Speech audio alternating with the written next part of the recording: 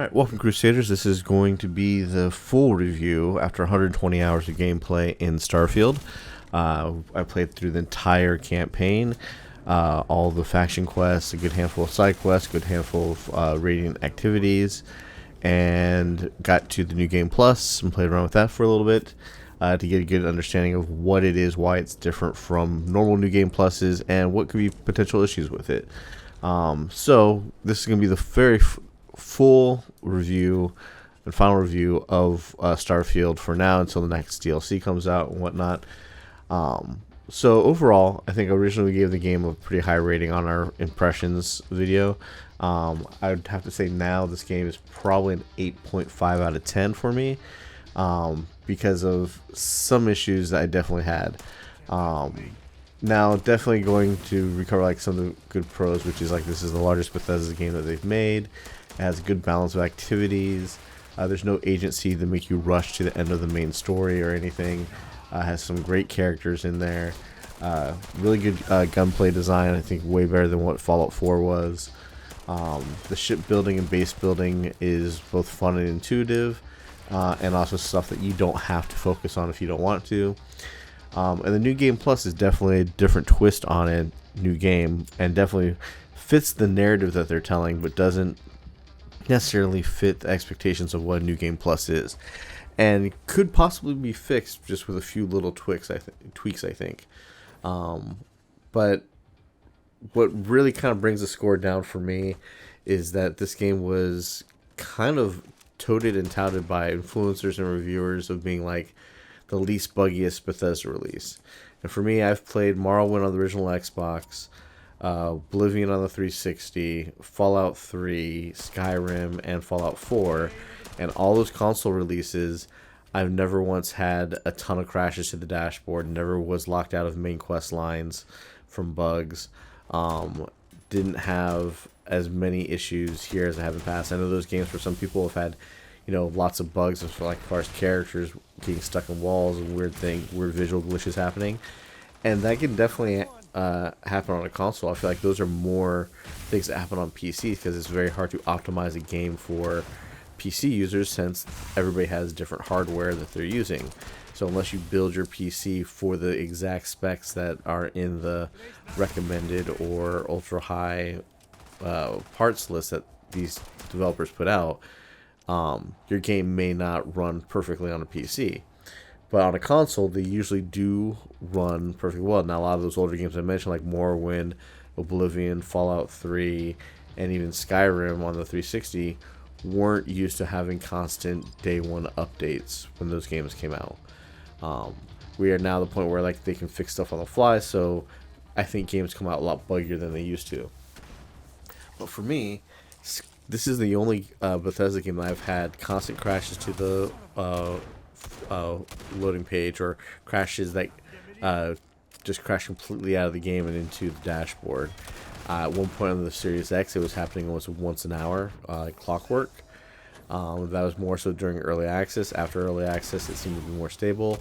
There's one faction quest line I was not able to do because after the third quest in it, it broke. And because I went off to go do other stuff and didn't realize it had broken, there's no way for me to go back and try and reload a save to see if I can get it to fix itself or anything like that. I was completely blocked out of the UC Vanguard quest list because I went and did the pirate side of it first. Other things are other major quests that what's really bad is that influencers and reviewers are making videos like, hey, don't miss this quest line. I've the ECS constant quest line, which is there's lots of these other not necessarily spoiling, but dictating hey, this is a quest line you want to make sure you catch. And it's actually a quest line that you run into while doing normal stuff. It's a very hard to miss quest line because when you go to one of the major planets, Paradiso, this one pops up almost immediately. The big difference here though is that's also a bugged quest where on console or even on PC people are running into it where they've got the first chunk of that quest line done and then they get it left in their activities and there's no way for them to proceed any further. And when you're doing your first playthrough, you don't realize these things are broken right away. And with the way that storyline works, you're thinking, okay, well, maybe I have to wait a few days for this to trigger the next event. That's not necessarily the case, and then you end up with a broken quest that you can't finish. I also had another side activity that turned into a quest line that I couldn't finish for one of the gangs on Neon, because after finishing the assignment, I came back, and I don't know if it's because I sold the gang outfit or or some other bug reason. The door to get to the guy to talk to finish the quest was locked, and it said I needed a key, and I didn't have a key for some reason. So those are some of the major bugs I ran into. I was literally blocked on at least one faction quest line, which I've never had a main faction quest line in any Bethesda game ever been just like, oh, this is broken, you can't go any further. And at least 2 side quests, one being a major one that completely broke, and I couldn't complete it either. Now, can I go through on New Game Plus and start those quest lines over again and see if I can get them to work properly? Yes, I can definitely do that. But it's disheartening to be told before release that, oh, this is the least buggiest Bethesda launch, and it turns out to be, at least for me, the worst Bethesda launch because main quest lines are blocked. That's an issue, and when you go online and look for solutions other than reloading saves to try and get it to progress properly, the solution is we got to wait for an update, which kind of sucks when it's a main quest line. Other things would be there was only one quest line I went through where I was getting really bored of the task, because they were seeming like more like some of the side Radiant quest lines, which when you talk to a named PC, it can either lead to a bigger quest or lead to a fetch quest.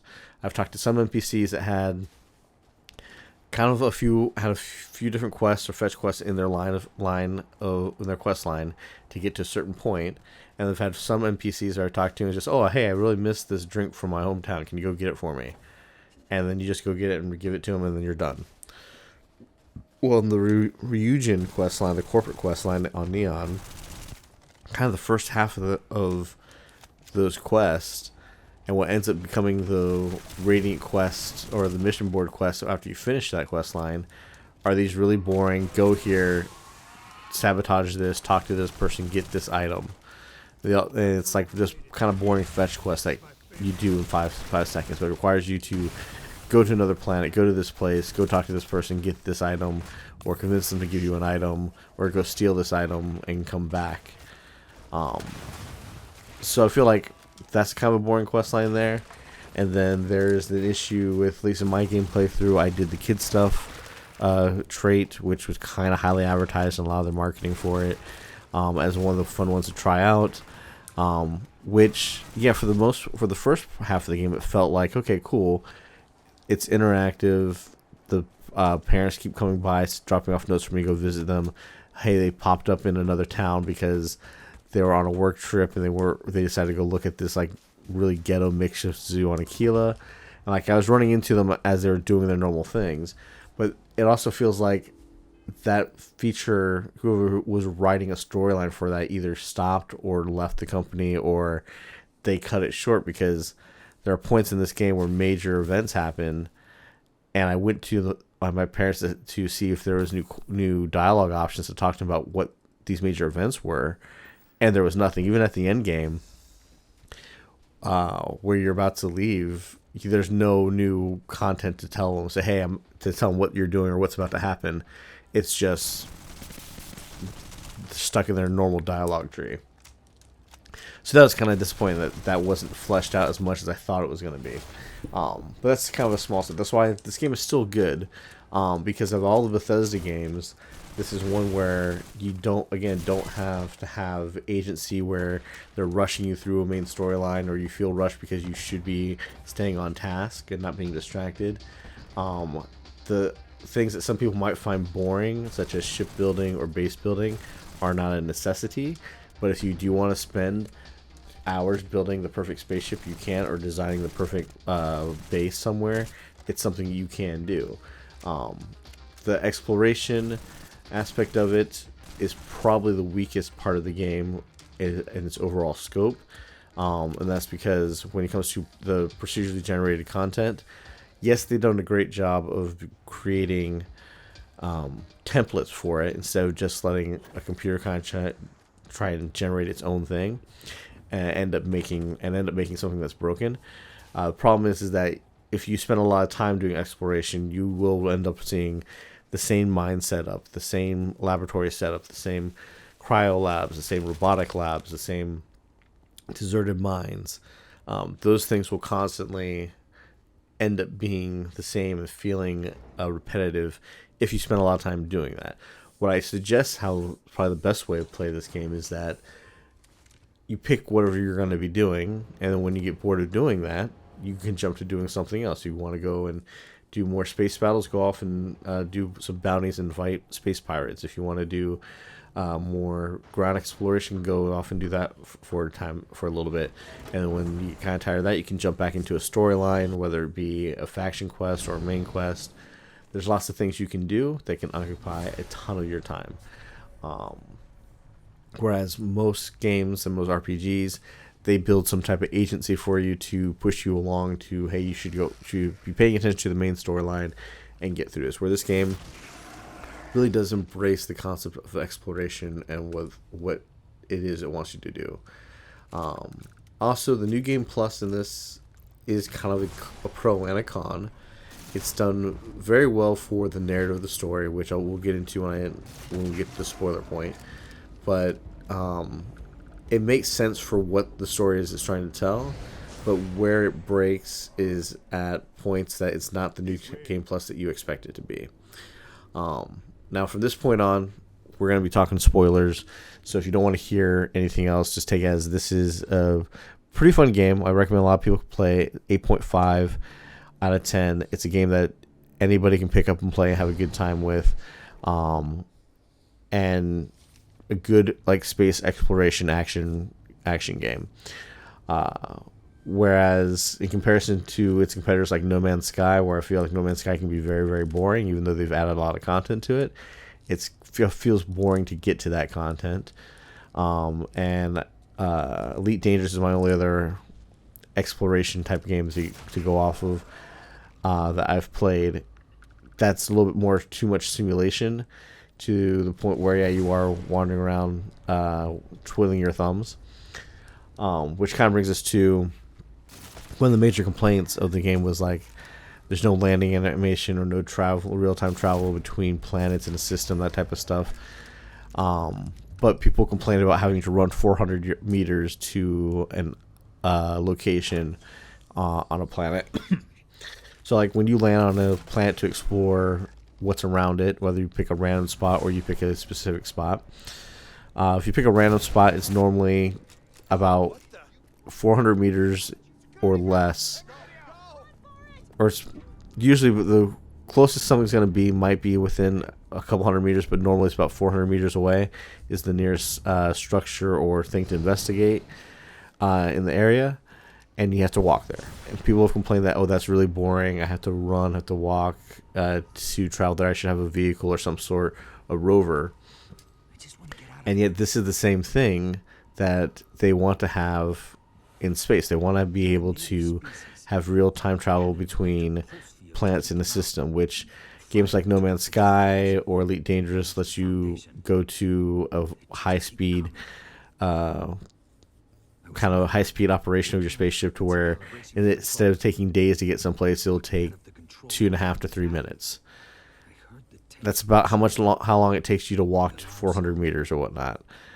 So it's kind of hypocritical that people are like, hey, I want to be able to wait for 2.5 to 3 minutes to get to another planet for that immersion, which that's not what they really want. They want to be able to have that so-called immersion so that they can pick up their phone and be distracted and multitask. But when you're on the planet and you have to walk 400 meters and it takes a minute or two to do so, they can't put down their controller and pick up their phone and multitask while they run there. They have to have their hands on the controller and have to pay attention because there could be hazards between you and your destination. They have to actually play. So that complaint, I feel like, is void for a lot of people complaining about it, because they want that same boredom gap in space, but they don't want to have to actually engage in gameplay. I feel like Bethesda making the choice of doing a lot of this fast travel in this game was a smart choice in order to cut out the mundane, boring stuff where a player would put down their controller, pick up their phone or tablet or computer, and pay attention to something else while countdown timer counted down to get to a place. They've actually streamlined it more so there's so little of that where you do have to actually do the mundane walking to get to a place. You're actually doing gameplay. In that time that takes you to walk, you're going to be scanning the environment for the resources and whatnot for the survey game of surveying the planet, as well as maybe fighting off creatures if there's anything in between you and your destination. So I think they did a good job there, and I think the complaint is kind of void. Now, to get into spoiler territory, here with New Game Plus, where this game goes, is that at the end of this game, you're traveling to the you're traveling across the multiverse. You basically go to the multiverse and you enter into a new universe or a new timeline, where your character starts basically where you start at New Atlantis, where it's okay, go to Constellation, introduce yourself, and then you have the option there to either play the game as your new kind of background trait as being a Starborn, where you can then you get to skip the main quest line. You could go and redo all the other quest lines if you want, or do more side quests if you want. Do things you haven't done before, and then do a few quests that will get you back to the end game fairly quickly. That's what you can do, or you can choose to replay the main quest and maybe try and change some of the outcomes that happen throughout that quest line.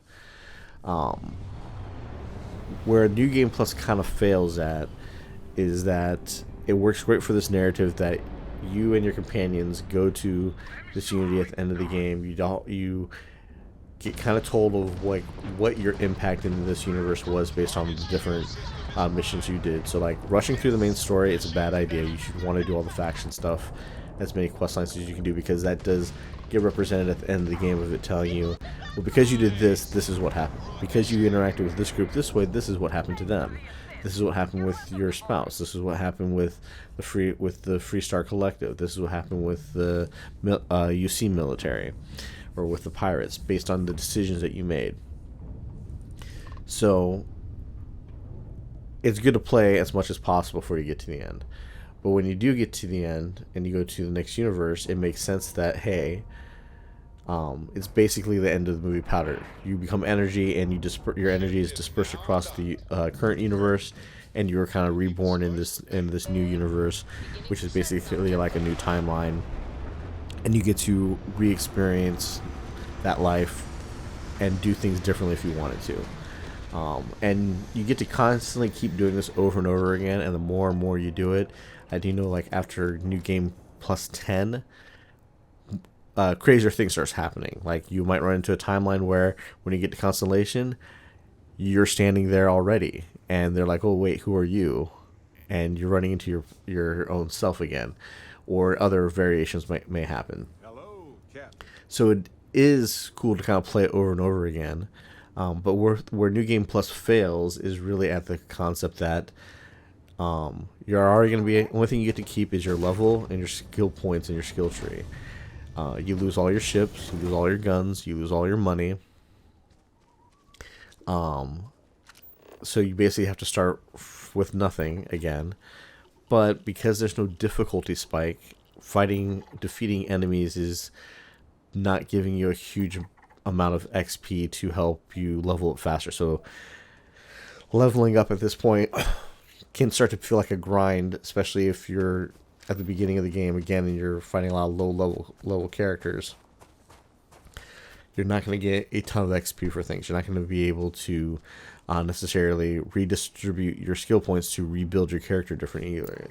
The other thing it's missing is that you don't get to rebuild your backgrounds and traits. So if you played with somebody who had kid stuff, who's empathetic and was wanted or something, you still have those traits in this game, unless you remove them permanently throughout your gameplay.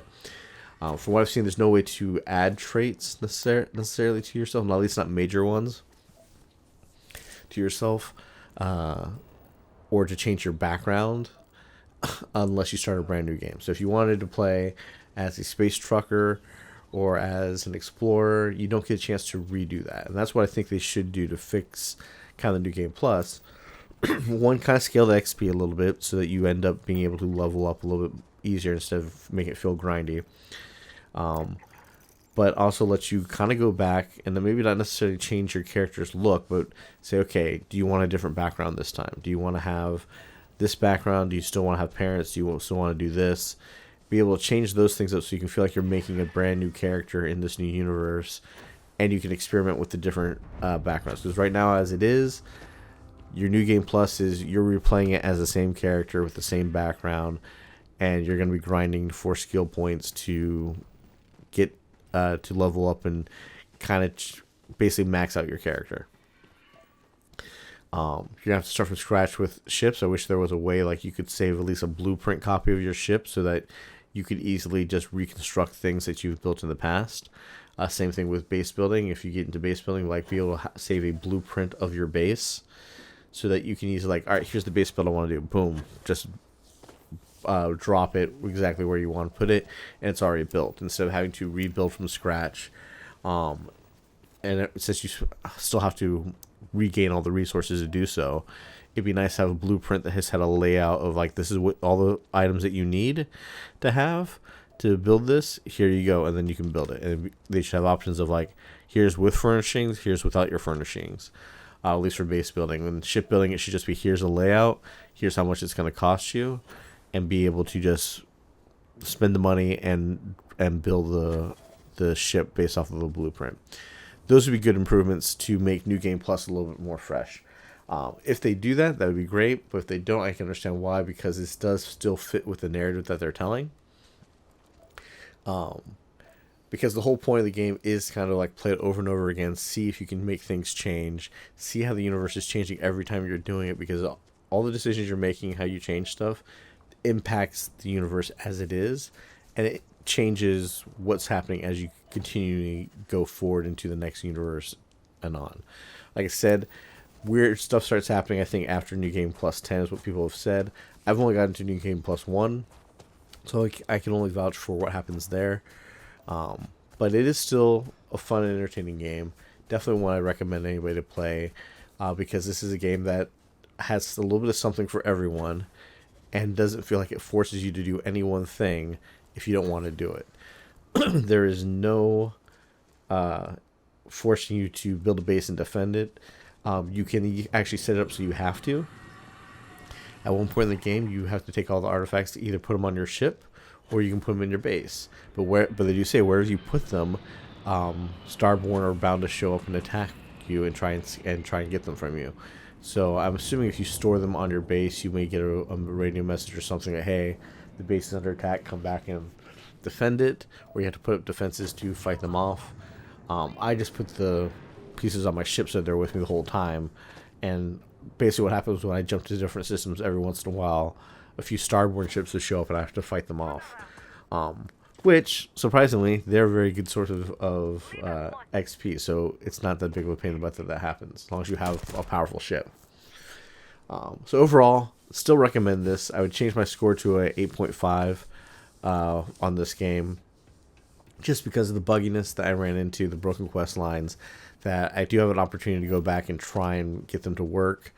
I honestly think the cause of this may be because of a unique situation that's probably not tested, which is I play on one Xbox Series X, but what I stream on is the Series S, and I've found in lots of different titles, including like a good example is Ubisoft's Watch Dogs Legion, is that jumping from console to console has caused issues with my game and has caused bugs.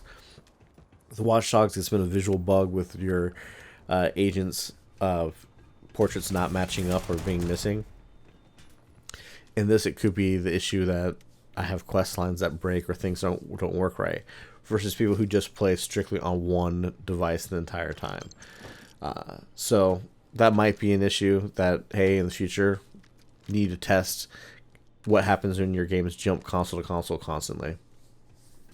But other than that, Starfield is a really good game. I suggest everybody play it, and we'll see you next time. Thanks.